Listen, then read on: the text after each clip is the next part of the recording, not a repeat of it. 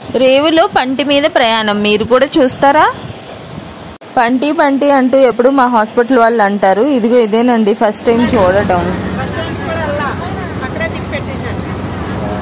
Doctor గారు మేనకోడలు mature function కదా, మెచ్యూర్ ఫంక్షన్ కి హాస్పిటల్ స్టాఫ్ అంతా అటెండ్ అవుతున్నారు. అయితే పంటిలో వెళ్లాల్సి వచ్చింది. ఎదురుమండి వెళ్ళాలంటే ఏటి మీదుగా పంటితో వెళ్ళాలి.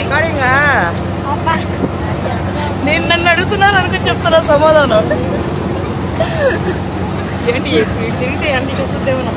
పంటి పంటి అంటే నేనేం పడవ కంటే కొంచెం పెద్దగా ఉంటది అనుకున్నా గానీ చూడండి 2 కార్లు 2 ఆటోలు కాదు 10 కార్లు అయినా పడతాయి.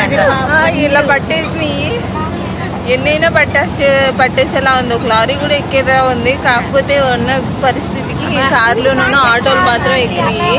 మీరందరూ మేడలోనే ఉన్నట్టున్నారు. మాకు ఎండ వచ్చేస్తుంది. తప్పదులే. సిహెచ్ఓ గారు అక్కడి నుంచి చిరునవ్వులు చిందిస్తున్నారు.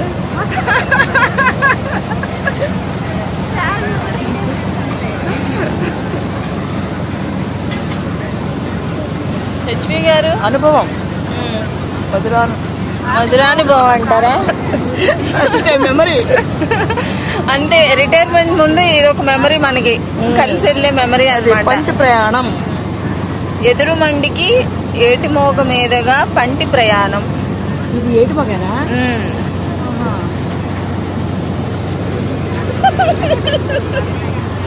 చేస్తున్నారా?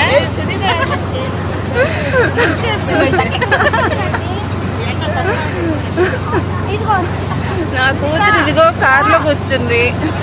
ఇంకా మిగిలిన స్టాఫ్ ఉన్నారు అందులో.